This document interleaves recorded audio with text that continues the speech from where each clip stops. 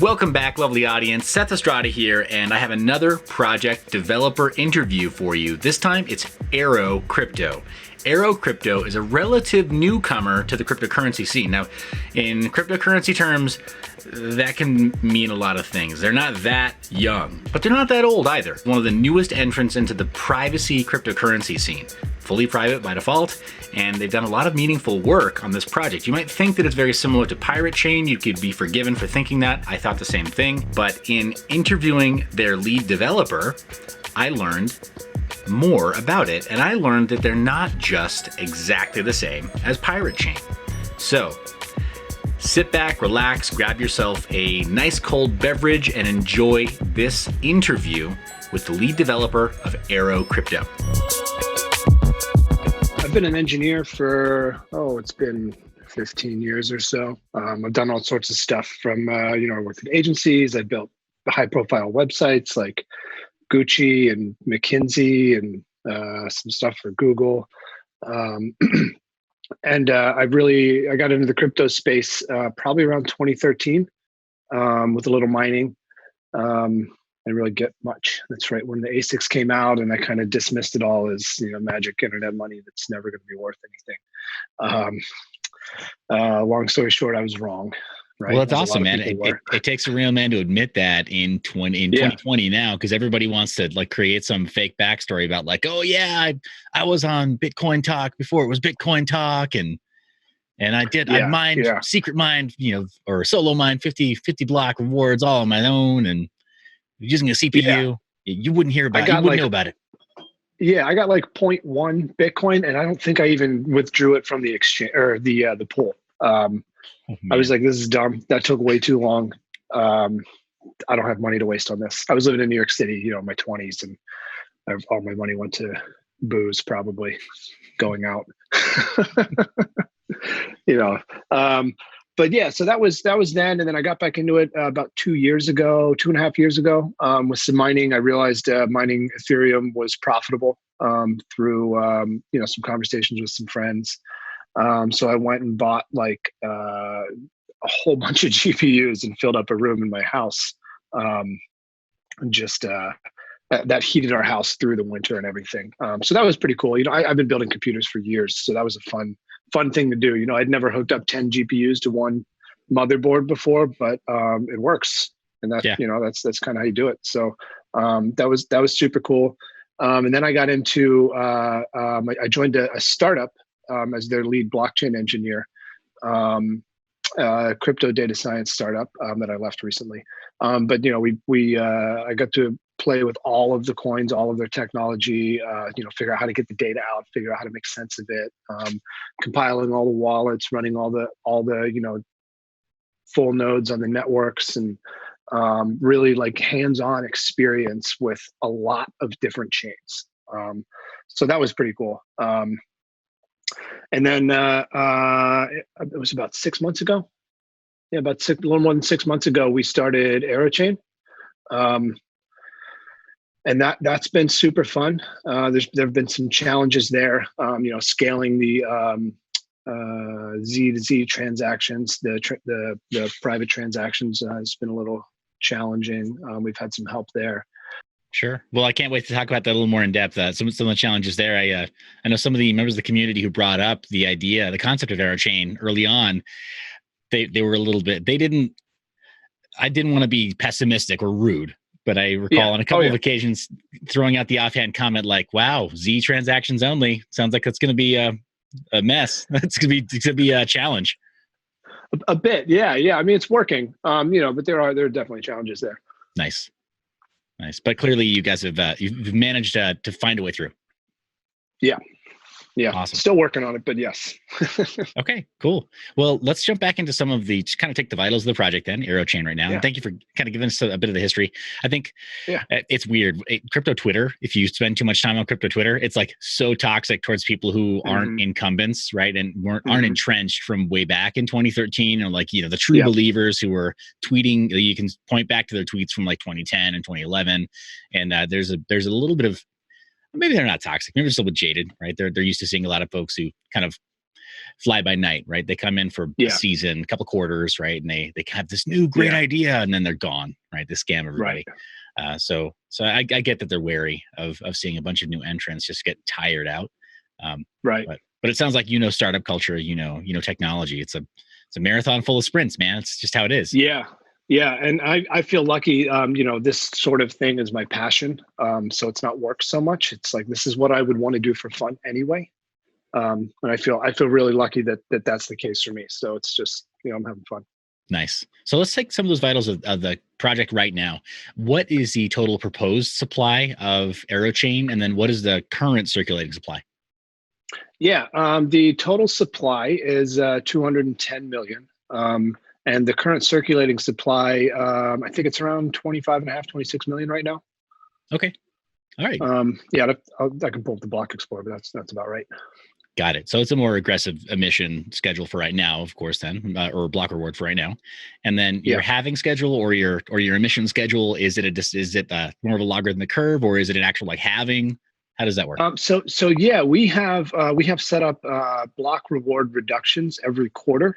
And actually, we had a bit of an issue with the first one that's now been fixed and accounted for and everything. But so every quarter, every like 3 months, the reward drops by 5. So we started at 70, and then it was going to be 65, and then 60, and we just jumped straight to 55 at 6 months to account for the extra coins that were released for 3 months. So now we're back on track. All that's working and everything. But for the next, I believe it's 2 years, for the next year and a half, so 2 years total, the block reward will reduce by 5 every 3 months. Got it. Okay. So you guys learned some lessons, but you're back on track then. Yeah. And then after that, it'll have every 4 years. Okay. So starting at the first 4-year interval, and then 8 years. And 8 years is also when the Founders Reward drops out. Okay. That sounds reasonable to me. Seems like if you can't get a startup like fully independent, weaned from its mama or whatever, little piglet out on its own, then after 8 years, and then you probably need to just like cut bait, let it go chain dead. For sure, yeah, and I really think that I'm sure we'll get into this more later, but the Founders Reward method is a good way of doing it, because you need something to barter with. If it has no value right now, you need to be able to pay somebody something for doing work.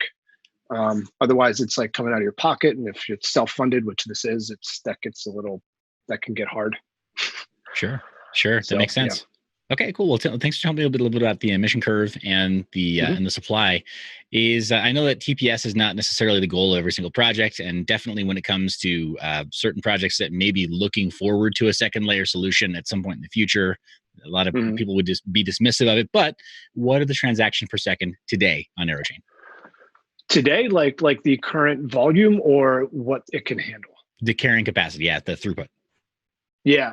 So I don't have a hard number on that, because it is super tied to the amount of inputs, right? So into a transaction, and you can have one transaction technically that takes up like a quarter or an eighth of a block. I forget which one. And that's because of all of the notes that it has to take into account when building a private transaction. So it can get kind of large. And that's if you're combining a whole bunch of small ones into one big one. But if it's just small transactions, like one-to-one input to output or thereabout, I don't have the number in front of me there, but it should be a couple thousand per block. And that's every 45 seconds. So for example, Bitcoin's capacity is like 3,000-ish per block. And they're typically at 1,900 or 1,200 transactions per block or whatever. But so we're not going to, it's probably not going to be 3,000. It's probably going to be closer to 2,000, 2,500. But then again, we have blocks every 45 seconds. So sure. Pulling up the calculator real quick here. Okay, while you're doing that puts your throughput. It's if you have a similar block throughput or per block throughput as say Zcash, then it puts you at a little better than triple the throughput for the same given Yes. window of time? Yes, it should be it's like 3.33, I think. Cool. Awesome. Yeah. Okay, so for comparison's sake, spoiler alert, I already read the white paper. It was a Yeah. joy to read, actually. You guys made it legible. Nice. You wrote it in plain English. It's pretty awesome. Yeah. So yeah, I think there's really no place in cryptocurrency, at least there's really no place for the launch white paper to be like 30, 50 pages or reference Yeah. multiple other white papers specifically where it's like, hey, this is like, you literally need, like, if you don't understand the math behind a Poisson like operation, then the other white papers aren't going to mean anything to you. So just say it in plain English. So yeah, you guys was a joy to read. But it mentioned, nice. Yeah, we tried to make that legible. Yeah. Cool. Awesome. So while you're looking that up, also, I guess be thinking about the initial problem and pain that you guys wanted to solve. And it might take a second to pull up some of those figures. So while you're doing that, a little bit of background on why I like to conduct these interviews. Open source, I'm just a huge fan and have been for a long time. Been using Linux since Fedora Core 2 and kind of fell in love. Also, discovered the fun way that there's a lot of pain associated with some open source projects too. Like, it's not perfect. Yeah. It's always a work in progress. And it's through the contributions of thousands and thousands of developers, and in some cases tens of thousands of developers and contributors, and then of course hundreds of thousands and millions of users giving feedback and being generous as well by letting something be imperfect for a while and then still using it. I like treating these interviews as as a means of discovering what's special about a project, but then also evaluating the team the way that we would say a startup, where, again, to use Linux as an example, for every open source distro or really like interesting distro that's out there, you got the Red Hats and the Ubuntus of the world or the Canonicals of the world that are run like corporations.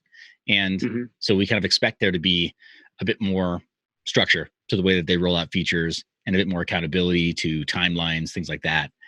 And I love seeing the differences in cryptocurrency projects, how there are some that did a pretty large ICO raise and then have kept themselves accountable to the funding and their shareholders from the start, and then others that have been community driven from day one and still managed to get stuff done. So I think it's great for the audience to just see how there are differences there. But it always, in my opinion, something that doesn't change between those two different kinds of organizations is solving a problem, solving the pain. Right. So what was that? Right. What was the pain while you're looking at that number? What was the pain that you guys were seeking to solve? Yeah. So first of all, that number is about 45 transactions per second. Awesome. Should be about right. But yeah, so we're trying to solve, really just making it easy to make encrypted transactions. Right. So to be able to send private transactions from you to whoever, whatever you want, and like nobody can see it. Right. And it is kind of, you can't expose it. Right. So like there is the view key method. So if it does need to be accountable, like an exchange or something like that, like it's fully compliant there.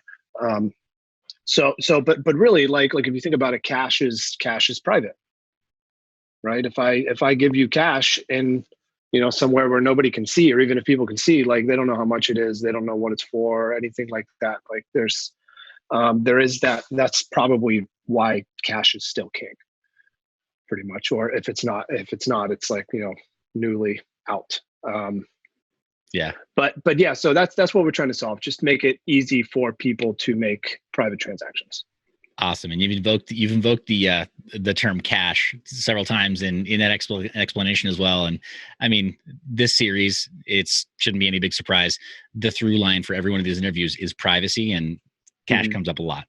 What's going to be the adequate replacement for cash in a digital first world, right? Cryptocurrency. Yeah. And I don't think like I doubt we'll replace cash. Like that's a huge ambitious goal that, who knows if and when it's going to happen, right? But we kind of view ourselves as hopefully a step along the way. Okay, awesome. So that's awesome, and that's very, very grounded. Not too much ego, but also understanding that we do have a very big aspirational goal. That's cool. So let's talk a little bit about the unique technology or the advantage and benefit of using AeroChain today versus any other crypto out there. Yeah. So I'd say first probably a little background, Zcash versus Bitcoin, where Zcash fork. So that added the ZK snarks, the option to encrypt transactions. So that improved on that a little bit. And we tried to improve on Zcash a bit by using a different algorithm. The 192.7 Equihash algorithm makes a smaller solution, right? So it takes up like a third of the size of the Zcash solution. So that's in every block. That's taking up space in every block. So that's less transactions that can go through. So we did that, and then really tried to choose an algorithm that allows regular people to participate, and you don't need a mining farm of ASICs, and it's not just going to get taken over immediately. So that's another reason we chose 192.7. But yeah, so yeah, that's kind of what differentiates us from Zcash. That and the block time. They're lowering their block time also. But yeah, I don't know when that fork date is, if it's been set, but that's happening too.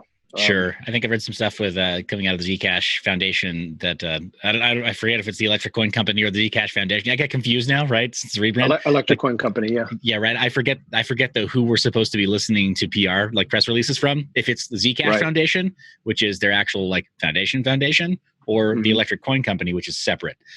So like I get confused sometimes. I don't know who said it, but apparently they're also working on removing trusted setup from. Yeah. Yes, I've heard that. I think Blossom doesn't do that. I know ZK Starks don't have a trusted setup or don't need a trusted setup. I don't know if they're looking at integrating that, or they may just like be working on an evolution of the existing algorithm. Okay, yeah, it seems like ZK Starks, from anything that I've read at least or heard, ZK Starks are not even roadmapped yet. Like there's no timeline at this point. So yeah, it sounds good, right? Like, but who knows when it'll actually be able to launch? Right. Awesome. Yeah, thanks for going over that real fast. As far as the team, is it primarily you that's working on AeroChain, or are there any other core contributors? Yeah, so on the dev side, it's been mostly me for the last 6 months. We do have a couple other contributors. We have a couple people from other teams adding features. There's someone from Hush, Duke. He's adding some features for us. We have a guy from Zero, Crypto Forge. He's done some work in tracking the private transactions more efficient, which is super helpful. And then we have a guy who's been working on like some UI wallet stuff. And then we have, a few other people behind the scenes helping with just organizing and, keeping the community together and, just all that kind of stuff. Nice. That's awesome. So you're in a unique position right now in the middle of a public interview to give kudos to anybody who you think whose contribution has been meaningful to the team. So anybody who you think merits a shout out right now. Yeah, I mean, I'd say Forge for sure. I don't know his real name, but nice. That's kind of how this goes, right? When you're working on the internet, you might not get a real name. But yeah, no, he's made some great improvements. I know Duke's working on some stuff, and that's fantastic. And Bully was recently doxed himself recently, so he's actually been helping a lot. Also, Crypto Bully. Oh man, he doxed himself. I know he wrote a blog post about his involvement in AeroChain, but. No, that's what I meant. My bad. I misspoke. I meant he came out from behind the scenes. Okay, cool. I was going to say, it seems like based on some of the stories that he tells about what he does for work, that'd be a very costly move to actually dox himself. Cool.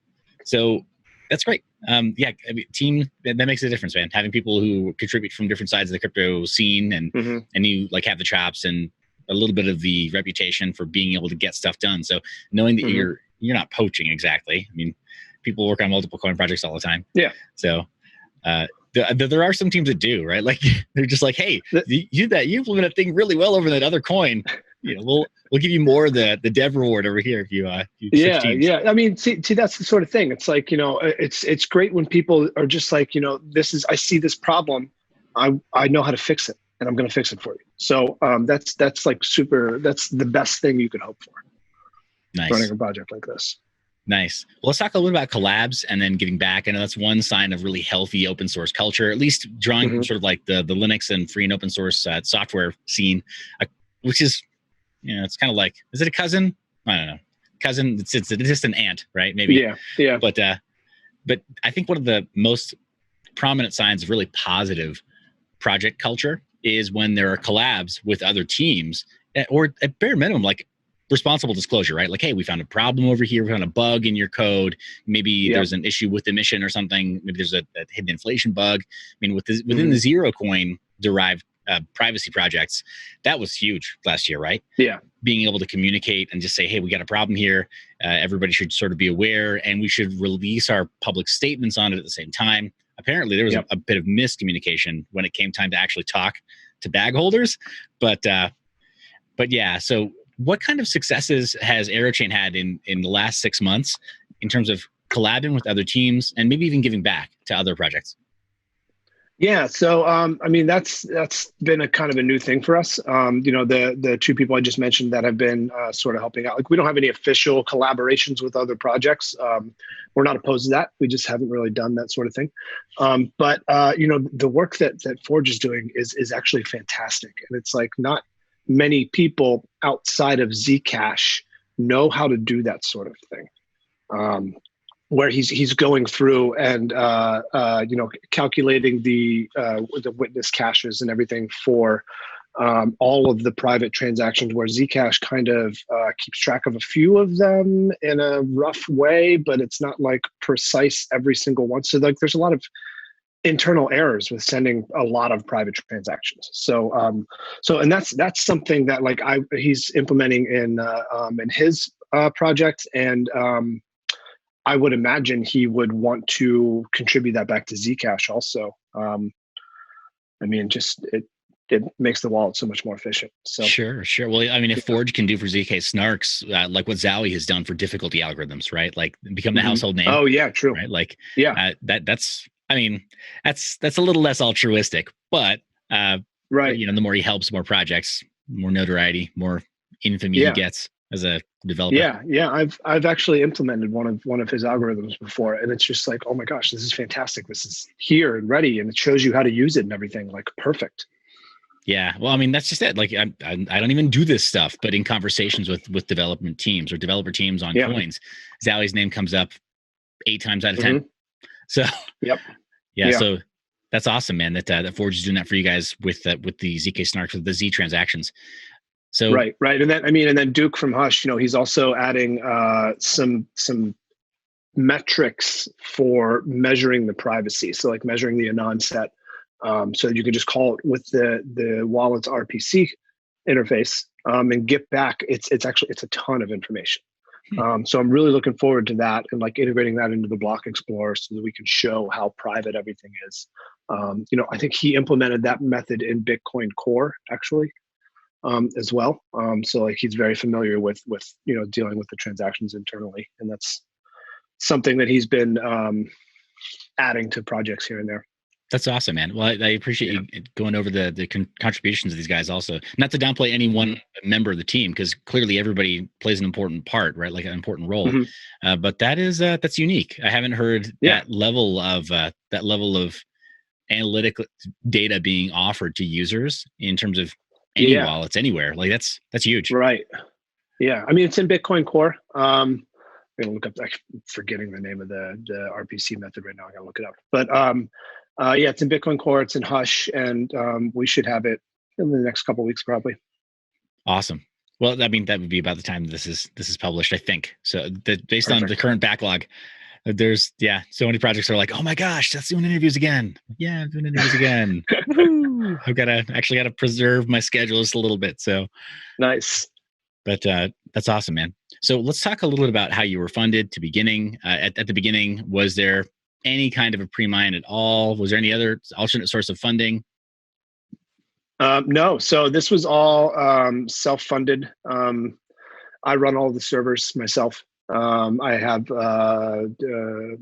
private cloud at home that some of the stuff runs on, and then we use AWS for some things. So like I take care of all of those costs, which isn't crazy. It's pretty manageable. But any sort of designs that we have to do, anything that we have to pay for, the team kind of comes together and everybody contributes a little bit, and we get that taken care of. But since we are self-funded, we didn't have any, we didn't start with any capital that we raised or anything. We try to keep costs to a minimum, and that's been working pretty well. Nice. So as far as it says, I mean, obviously you guys are privately held. If you're being self-funded right now, is there any kind of a corporate entity or corporate governance system that you guys have in place so that you can track the contributions of people who are assisting with the self-funding now, and then create a schedule in which you can perhaps be compensated by the dev fund at a given snapshot based on market values at that time? Yeah, I mean, I know we're keeping track of it, but we don't have a plan in place for that, really. We'll, I guess, tackle that when we get there. Sure. I mean, again, it makes sense. Like with startup culture, It's like create value first. Yeah. Like if nobody cares about it a year later. Yeah, it's like if this actually works, which we think it will, we hope it will. Then that's a good problem that we're going to have to solve. Nice. Let's talk about unique tech advantage and benefit of using AeroChain in the future. As far as what's roadmapped right now, or what's been conceived of right now that the community and that the core development team has largely agreed upon, what would be a compelling reason for somebody to look at AeroChain for future looking reason? Yeah, so we do have some exciting things that we are looking at implementing in the future. So one. An easy to use wallet application that doesn't mean you have to run a mobile wallet. So it doesn't mean you have to run a full node on your phone. Because right now there might be a wallet that just came out somewhere that does private transactions on a phone. It's definitely possible. I don't know if there's one out there that works well yet. So that's something that we're looking at. We don't quite have a timeline for it yet, but we're working on getting all the pieces together so we can do that. The other thing is I've started looking at Lightning layer solutions for Zcash based projects, which is a thing that exists. So I just started finding all the links and reading about it a little bit. So that could be pretty cool. That's sort of a layer 2 solution, more transaction throughput. And that sort of solves some of the bottleneck issues to an extent. Sure. That makes sense. I mean, and pardon me as a layperson, the first question that comes to my mind is with layer 2 solutions on any ZK Snark coin, what does that do for anonymity, and how does that affect either good, bad, and different? How does it affect the anonymity set? Yeah, so I'm not actually trying to think. That's a good question. That might make it less private, but I'm having trouble thinking of how you would relate all of that stuff to track it. I mean, I'm very familiar with the underlying data, but it might not change it in a meaningful way. Actually, I don't really think it will, but I'm excited to look at that. I mean, especially with the new the transaction metrics that we'll have soon. That's definitely something that we could measure and publish. Okay, awesome. Yeah, I mean, I know for my part, if you guys had another plain English white paper written on the topic that was the first to market to say hey, we're pioneers in actually applying a second layer solution to ZK Snarks and all Z transactions all the time. I mean, that'd be compelling reading. That'd be solidify your place in history right there. Regardless of the actual project. But then also showing how that relates to privacy would be super cool. Does it make it more private? Does it make it less private? Does it actually matter? Exactly. That's phenomenal. Okay, so then I guess we'll look out for that at some point in the future. Yeah, that's my request, humble request. From a member of the community. I kind of unfairly characterize myself as a friend to all projects, which I know is competitively doesn't make any sense. But I just want to see the market cap get us back over to $1 trillion. I want us to actually be a threat to any financial institutions, because right now they're if we can get derivatives pushed through, we can feed you a poison pill. We're not really a threat yet. Yeah. I know. And that's not to get on a tangent, but that's why I'm here. That's why I'm contributing in this space is I want this to be reality. I want this to be our future. So if I can help in some way, that's what I'm going to do. Nice. Nice. Well, let's switch gears a little bit and talk about three more main topics. The first one will be proof of Mhm. work and consensus in general. The next one will be Mhm. privacy from a semi-technical overview, semi-technical standpoint. And then let's talk a little bit about privacy opinions. We're going to lower the lights a little bit. Jayson, you can let your hair down. We can get to know you a little better. It's already down. Yeah. That's what I love about these conversations, man. It seems like in general, that's kind of the posture and approach of most devs in this space is like, you can ask me anything at any time. I Yeah. will 100% give it to you straight to your face, both barrels. But so let's talk about privacy and the privacy tech. As far as the percentage of transaction, and you already answered this essentially, but this is an apples to apples comparison to other projects that have answered this question as plainly. What percentage of transactions on your network are currently private, and do they require a specific opt-in behavior from users to make them private? No, they're 100% private, with the extension of the block reward of the Coinbase transaction, which that's not user initiated, so that doesn't really matter. But yeah, 100% private, and it's enforced at the consensus level. So if somebody were to like go pull the methods from a similar coin and put those into the wallet and try to send a public transaction, it's not going to work. Okay. Okay. Awesome. And then the privacy mechanism you already mentioned is ZK snarks. Mhm. And Yep. then, as far as it being developed by, we know that was developed by the Zcash, Yep. previously the Zcash Foundation, the foundation formerly known as Zcash. So we need to create a symbol for them, the electric coin company. And then, as far as the peer review of ZK snarks, are you aware of any peer review, scholarly study and peer review and criticism of it?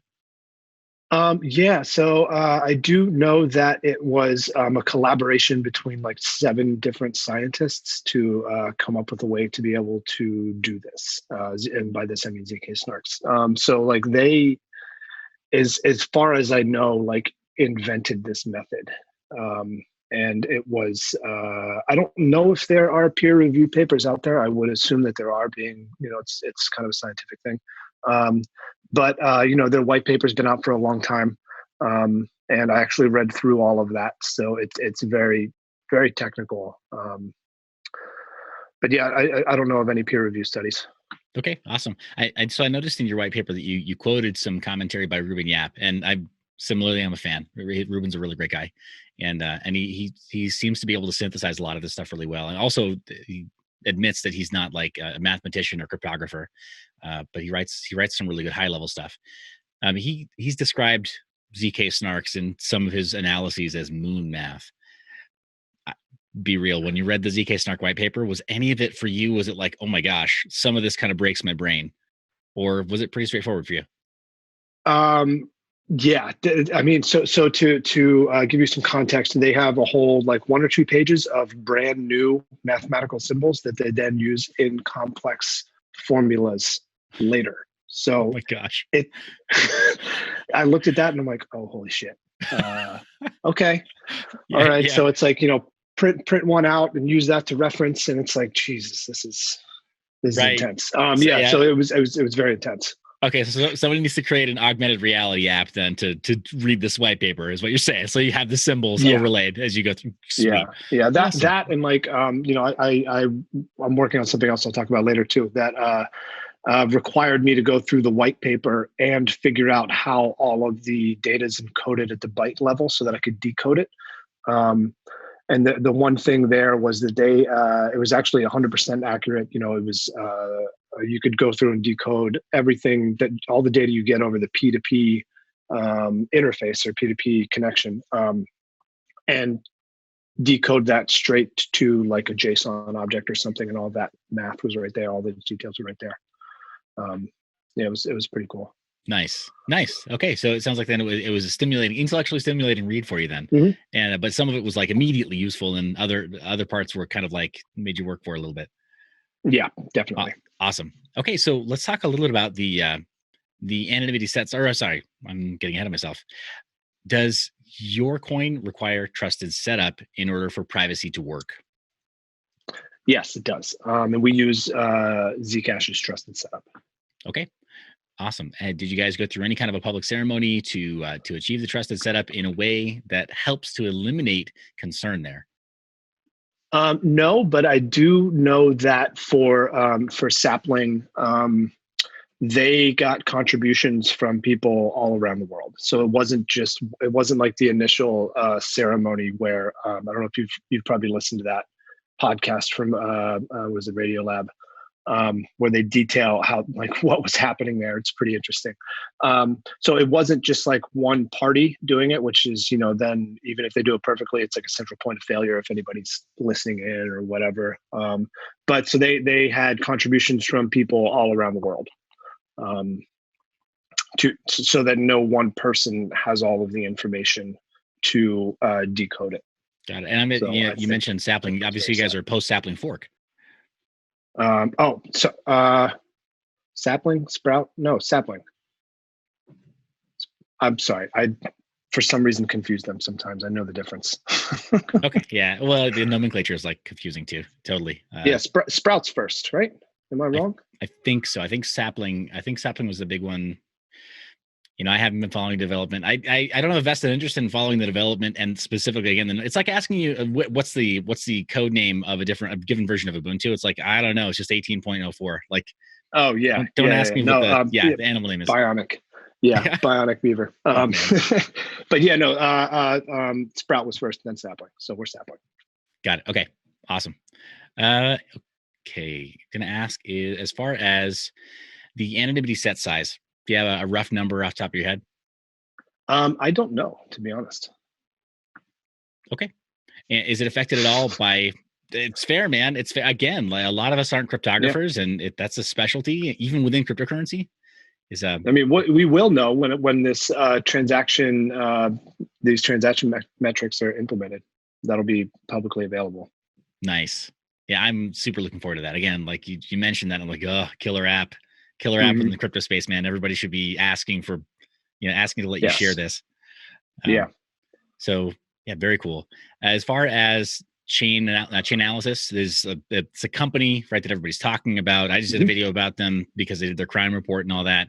Has anybody said to you guys that chain analytics can be successfully executed on ZK Snarks and offered any credible proof?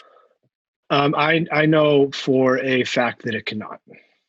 The data that you would need to track this is all encrypted. I'm very familiar with the data set and exactly what's there, and there's nothing that you can use to do this. Nice. I mean, obviously the Coinbase transactions, and those are going to be pools or whatever, but like as far as everything else, like it's not possible. Okay. Awesome. Yeah, just ask again because it's become hot in the news cycle, and I really don't like chasing the news cycle. I think that's a fool's errand, personally, to be like faster than Twitter or whatever, or the first blog to publish or whatever else. But privacy is such an important topic to me, just in general, that when everybody finally started to get kind of bullied by exchanges because they were hiring companies like Chainalysis to go and de-anonymize their transactions and figure out that they were using mixers and CoinJoin and stuff. Now all of a sudden users are affected by it and saying, oh, somebody should have warned us. So, really?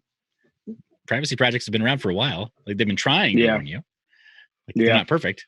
But okay. But yeah, you're right. Like CoinJoin, like what Dash uses, like you can go through. It's like, hard to do manually, but like you could write a program to go through and figure out the source of everything. Yeah. I think that's been done, and it's like 90% effective or something roughly. I'm just going off memory. Oh my gosh. Yeah. I didn't realize that it was quite that bad for Dash, but I know Chainalysis, I mean, they're kept busy. They've got plenty of 3-letter agencies that call them up and ask for help.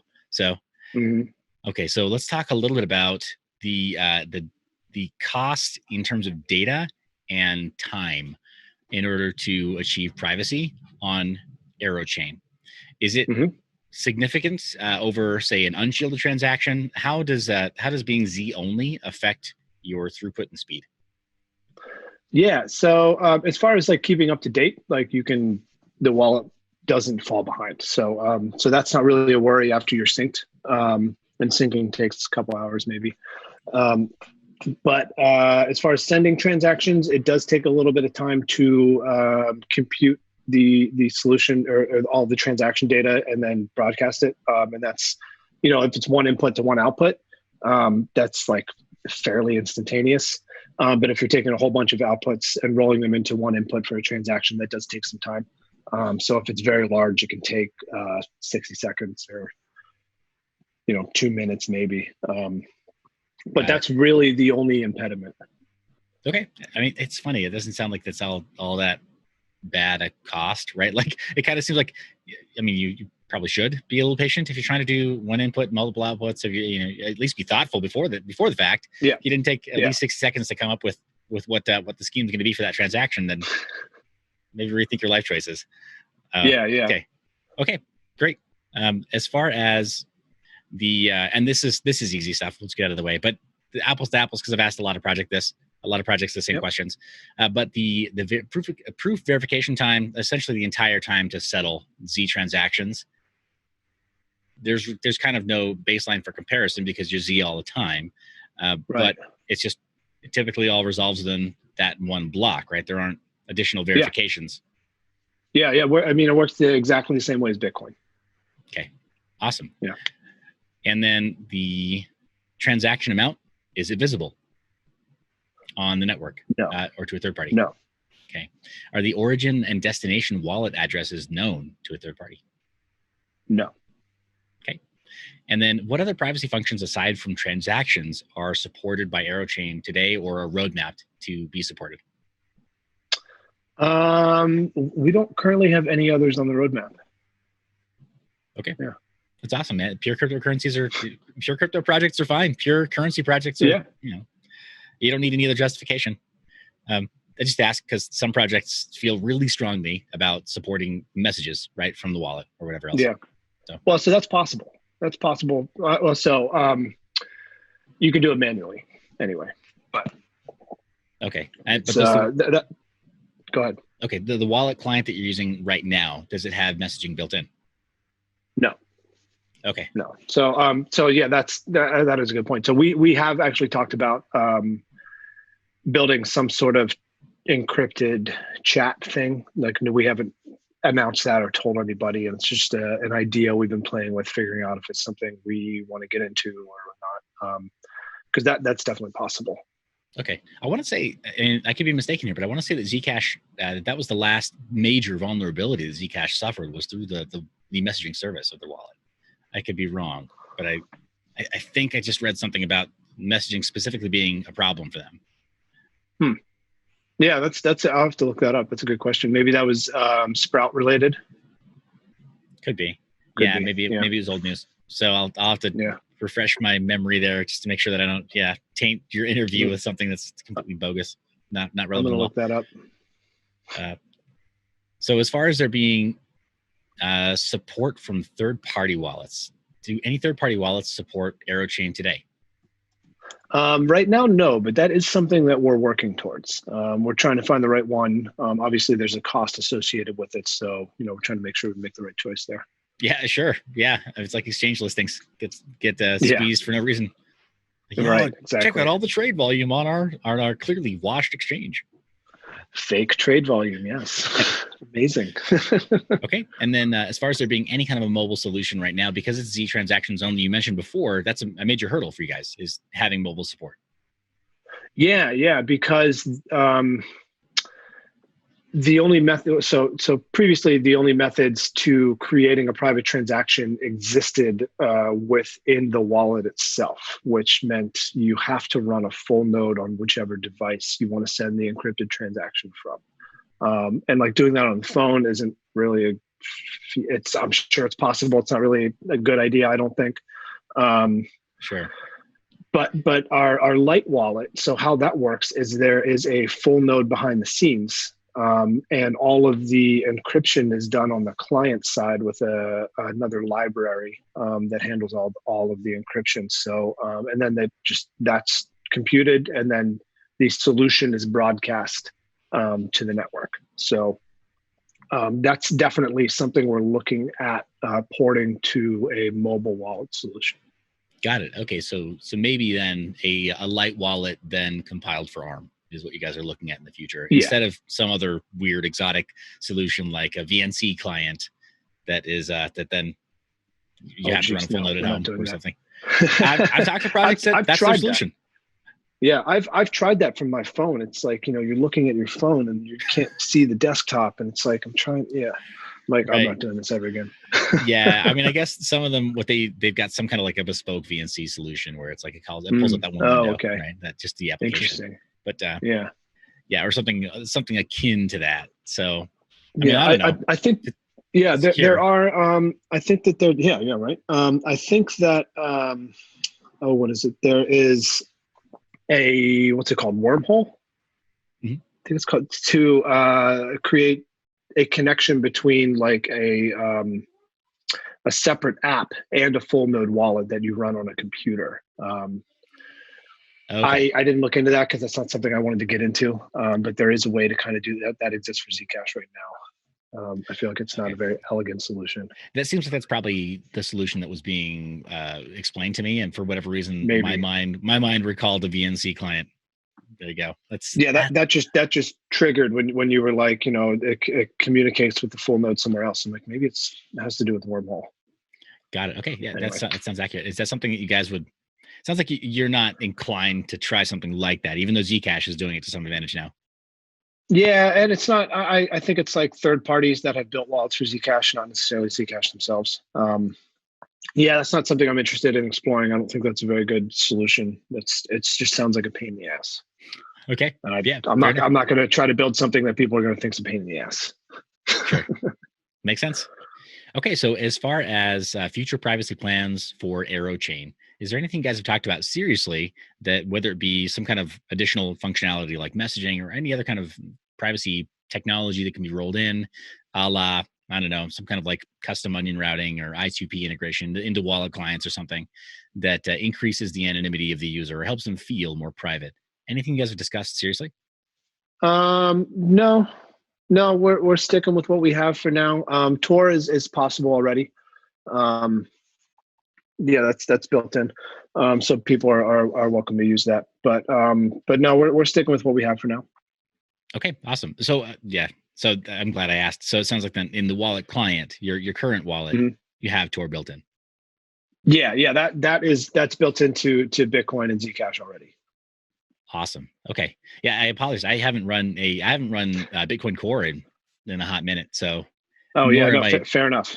It's all good. Yeah, I think it's like everything is multi-wallets these days. Like, oh, sweet, supports Bitcoin also. Why not?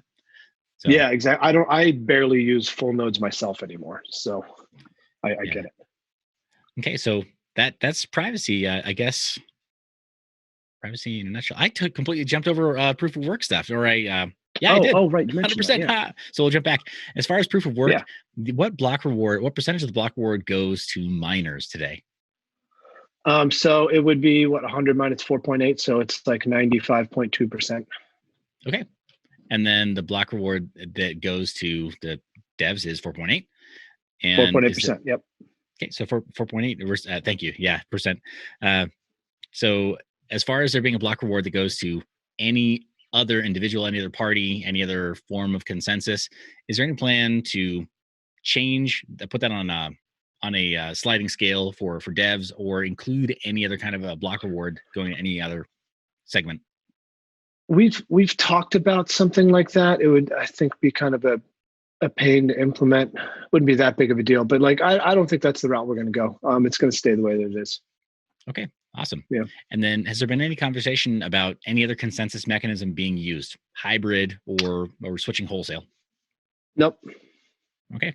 Nope. Yeah, got to ask, because some projects just decide, like Dash. Nobody would have thought if you asked them 2 years ago.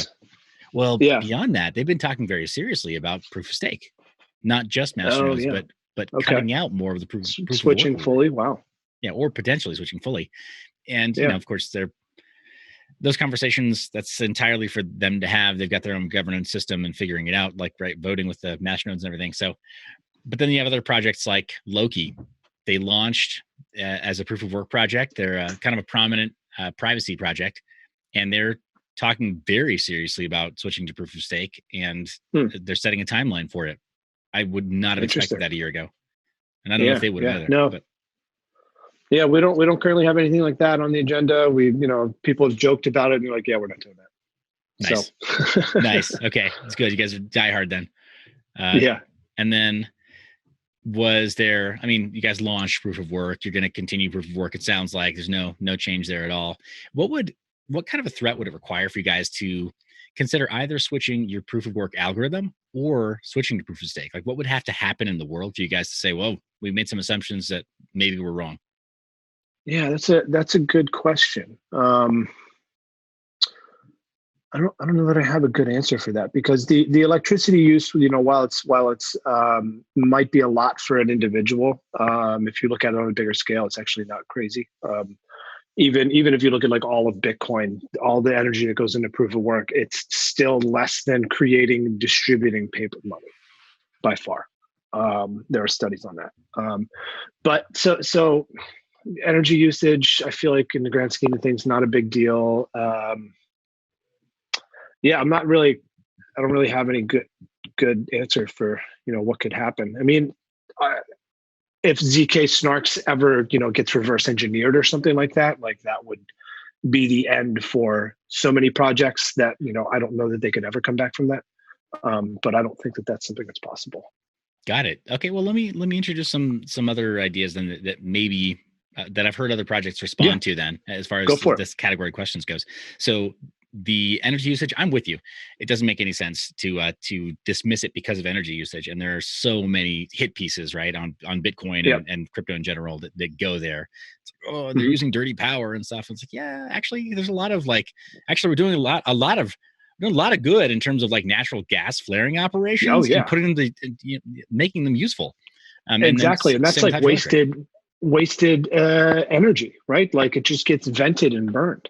Yeah, nobody knows how to make a penny squeal like miners do, right? When it comes to energy utilization. So I think where's that the fan? No, I'm kidding.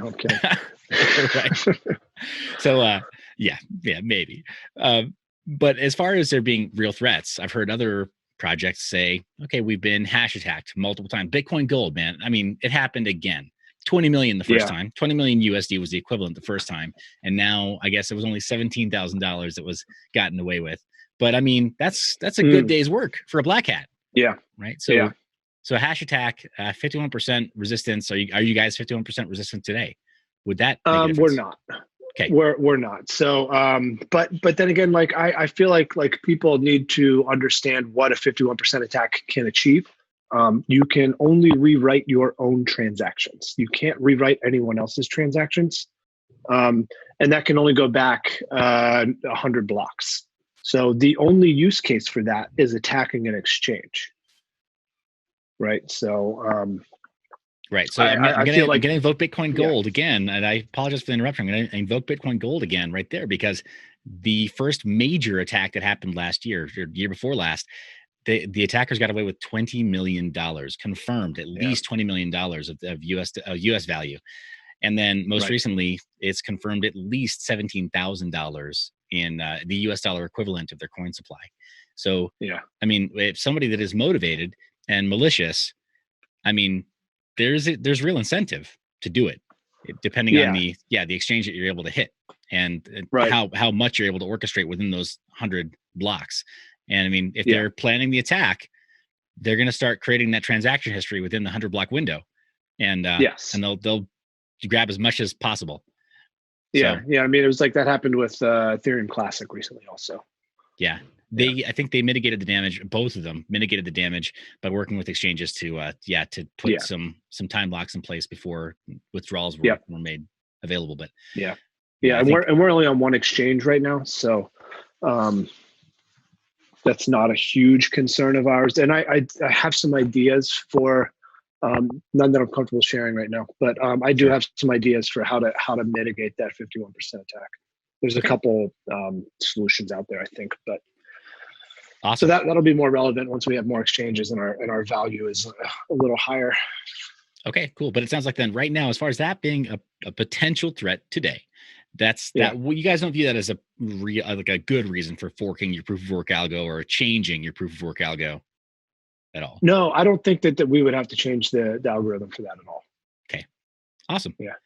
Okay, let's talk a little about just a consensus in general.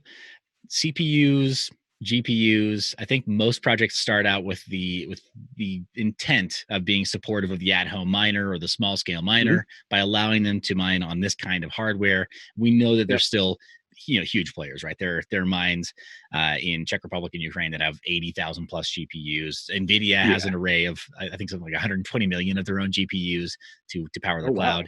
Wow. It's extensive. And then there are private GPUs across the Eastern Seaboard that have 20, 40,000 plus. And these are great contributors, but we know that it tends to lead to centralization. And then also there's the sort of the arms race. If you stay stationary long enough, it's presumed that a bit stream will be written for FPGAs, and that at some point eventually an ASIC will be made for a given algorithm. It's just a question of time. Where do you think all this is going, and what does the AeroChain project view as a reasonable decentralization of hash rate? That's good. That's good. So we try to encourage people to mine on different pools, because that's one of the big things is like people, they go to a project, they want to mine on that chain, and they're like, oh, so I'm going to go to this biggest pool here because I'm going to get payouts regularly, when actually that doesn't matter. Right, you're still going to get about the same amount as you would on a small pool versus a large pool. It's just going to be less frequent between payouts. So that we try to encourage people to spread the hash around so that we don't get one. And speaking of, I think we do have one pool that is most of the hash rate right now. But maybe call out your favorite for the change candidate. Who do you think they should be mining on today to break things up? I've heard the pool. Like DA pool, is pretty good. People have been giving that guy kudos. So, switch to that, everybody. Okay. So pools then you view as probably the bigger threat to centralization of hash rate than really the hardware profile. Yeah, and like there probably are FPGAs already for this algorithm, or a bit stream for FPGAs. That's hard to get somebody to confirm that, right? Because it's going to be a private company. Oh yeah, well, even the public bit streams. Like, so I'm in Whitefire's Discord server, and he's the guy, right? He's like he's the Zowie of FPGA bit streams, and there's plenty of times where he just kind of where he's really kind of make some really cryptic comments, right? Sort of like, oh yes, I've been thinking about some things, and I've got something coming up where you're gonna have to use your QSFP ports and gang together like 8 CVP13s. This is $6,000 FPGA that's like ultra performant, and he's like, be prepared to like really create a monster build for this next one. I'm like, holy crap, what could he be making, right? Like, and it could be anything, right? So yeah, that's pretty interesting. I don't know a whole lot about the evolution from like an FPGA to an ASIC. I'm not sure what that takes on the engineering side. But yeah, I mean, if that happens, I kind of view that as more security for our network. Okay. Right, because as long as it's not too centralized, which it could be. But sure. I mean, that's the game we're playing here.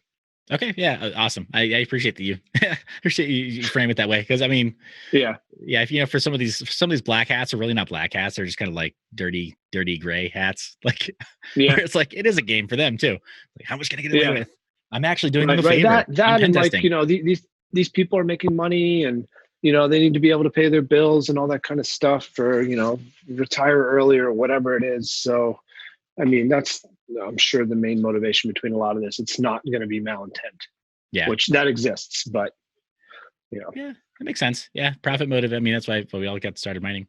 So as far as on the proof of work line of questions, we'll just kind of end with this. As far as there being sort of like a customer persona or customer profile for the miner, who do you guys really want mining for you? Who's the ideal miner? I mean, we don't really have an ideal miner. It's anybody that wants to support, right?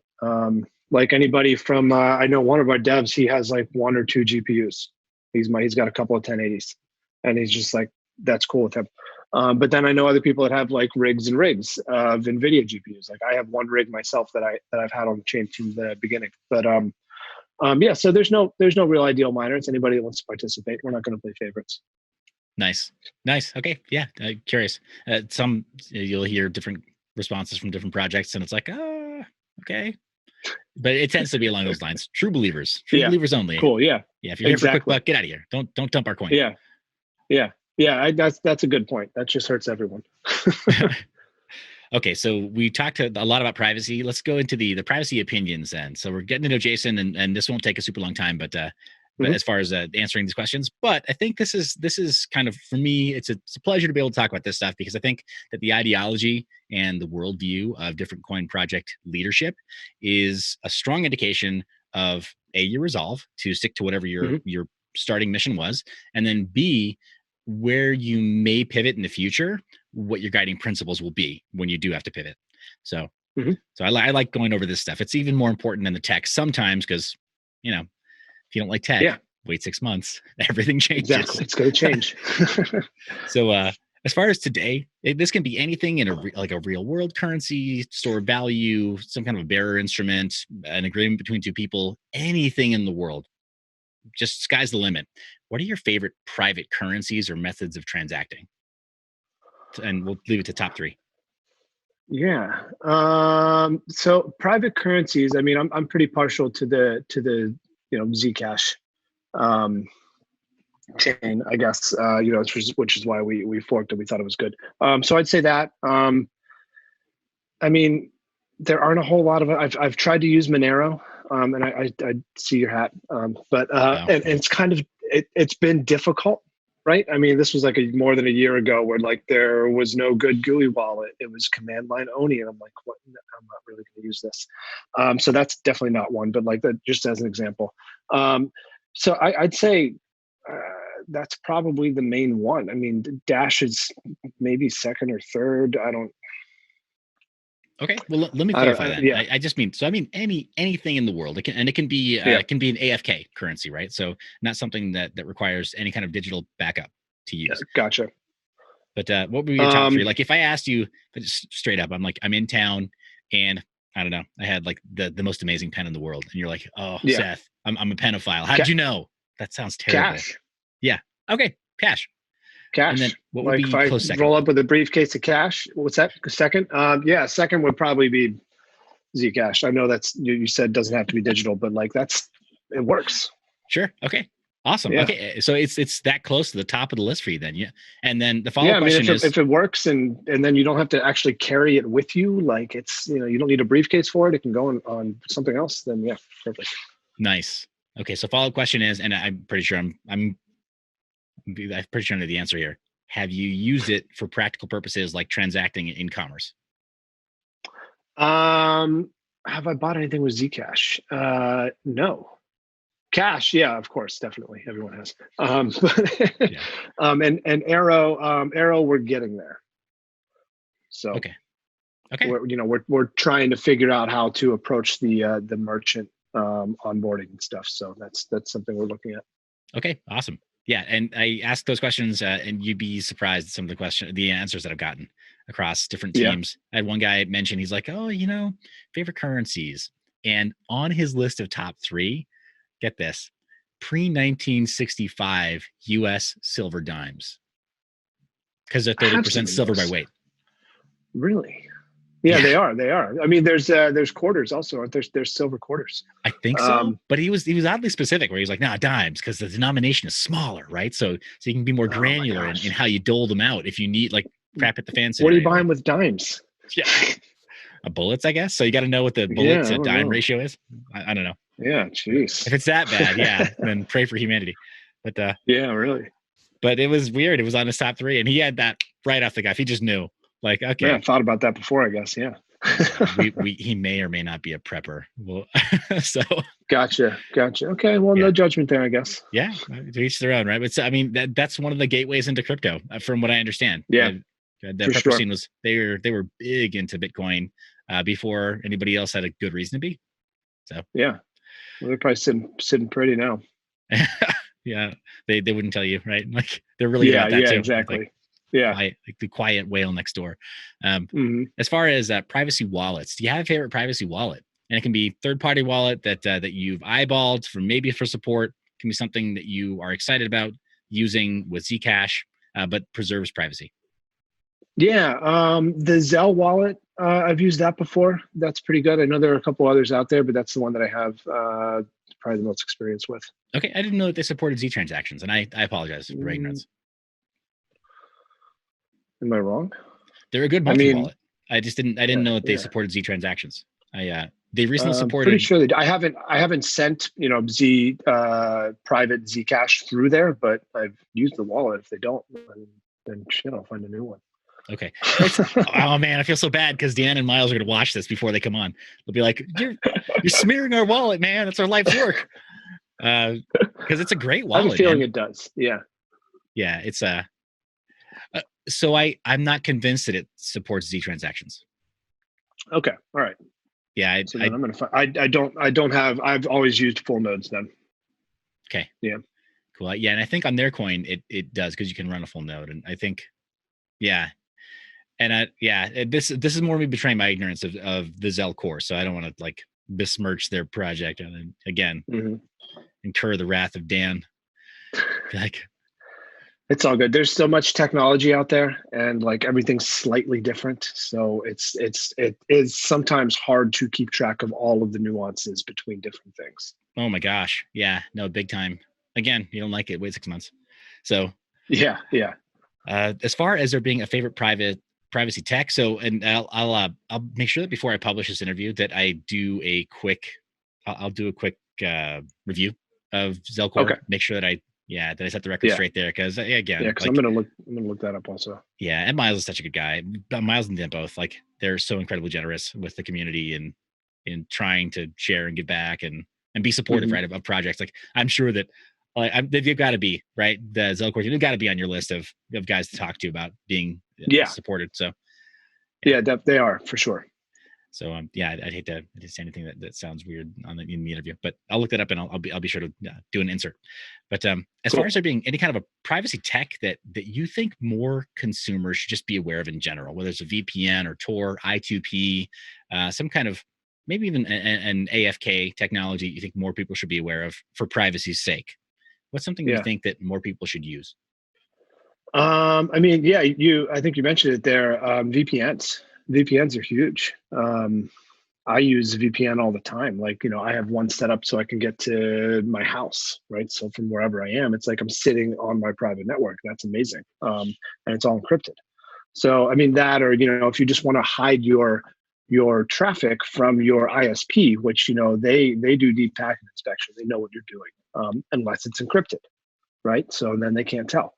So that right there is like, that's huge. Like, if you don't want people to see what you're doing on the internet just because you want privacy, which I feel like everybody is entitled to, use a VPN. Okay. That's the biggest thing for me. Awesome. Recommendation? Is there one that you prefer? I mean, if you've got an affiliate link or whatever, I'll put it in the comments. Yeah, I don't have a link or anything, but I use private internet access. And that's pretty good. It's pretty cheap. One thing is you should pay for your VPN. If it's free, there's probably an incentive. They're probably selling your data because they're going to have bills to pay and everything. So, it's $40 a year, I think, and it's great. It works well. Nice. Okay. And then closed-ended question. Pretty sure I know the answer here. Does privacy matter? Yes, of course. Awesome. Let's characterize that in the worst case scenario. What would a total lack of privacy, if we fail at privacy as a society, as humankind, what would that look like? I mean, that's exposing people's, personalities in a way or lives in a way that's just not acceptable, right? I mean, that just puts everybody's information out there, whether it's, the ISP is collecting all the data and somehow that gets leaked somewhere, right? All of a sudden, all of your personal browsing, web browsing, internet browsing history is available. That'd be insane, right? So, I mean, that's a total failure. So it's things like that, like third-party trusted solutions, where you don't have control over the privacy yourself. That stuff happens. Like credit cards get leaked, all that kind of stuff. So those are pretty big failures. Okay, got it. And let's characterize the flip side. Try to find a light at the end of the tunnel, and restore some faith in humanity. if we do achieve the correct level of privacy, total privacy, but implemented correctly as you see it, we reach that gold ring, what does that look like? So that looks like, I think, there's no battle like you mentioned, there's pressure from the exchange side to not support this because they need to be transparent in the governing bodies. So, or to the governing bodies. So like, I feel like true success is that doesn't matter anymore. And everybody supports privacy because they think that's a thing that people are entitled to. Nice. So it sounds like it's an ideological change, really. It's not even a question of the technology or Yeah. necessarily the governing systems or regulation. It's more an ideology that becomes pervasive. Yeah, I think so because like if you think about it, the only real reason for knowing anybody wanting to know where I'm spending my money or whatever is to make sure that I'm not doing anything that's like evil and you can that could be so many different things, but like that's the biggest thing. It's like we want to know where your money's going. It's like why? Yeah. Like you're already taxing me. Yeah. Like you're already taking some of it. Yeah. Right. Yeah, it's like, just let me have the rest of this and do my thing and, just be a person and live my life and just get out of here. Yeah. So. Well, I mean, I think within the cryptocurrency space, it's funny because, you shake a cryptocurrency tree and, 15 ANCAPs fall out, a couple libertarians, and then the rest are all moderates of whatever they say their party is. Right. Like, yeah. So, and definitely tend to be a lot more focused on privacy, like you're saying. So, yeah, I don't know. Sometimes I worry about it being in an echo chamber, but it makes sense to me, right? Like, that's how I branded my whole channel was Mind Your Biz. It was meant to be a double entendre. It wasn't meant to be about mining. I like that. Yeah. No, that's pretty cool. So where can we? What's the best way to approach the AeroChain project as far as people wanting to contribute or be involved? Because real talk, not every channel is best for every project. What's the best way to contact you guys? I'd say jump on our Discord server. There's a lot of people talking in there. If you want to get in touch with me, I'm in there. I mean that's how most people get in touch with us. We're on Telegram also, but we tell people to go to Discord because we have more of a presence there. Okay, awesome. And then, as far as just to set the record straight, if you hear some singing in the background, I've got one of my kids is taking their voice lesson. They're doing it remotely. It's crazy. Nice. I don't even see their teacher anymore. They just Skype. Or they use Zoom. I know, right? It's like I barely go to an office anymore. I just work from home. Oh man. Again, it's a blessing and a curse, right? Like you can go 4 days without seeing the sun, and we encourage this from each other. It's about 3 days, and like I get out and exercise a lot, so I get outside. But sometimes I'll be inside for like 3 days, and I'll be like I need to go outside. I need to see people. Like this is weird. Awesome. So for the record, did I ask for or did we arrange any kind of a bounty in exchange to set up this interview? No, we did not. Cool. I love getting that in the open. It's really important to me that be something that's very clear, abundantly clear, that I don't squeeze projects for publicity when talking to developers. I think this is so important to have unfiltered audience. So I agree. Yeah, I agree. Thank you very much.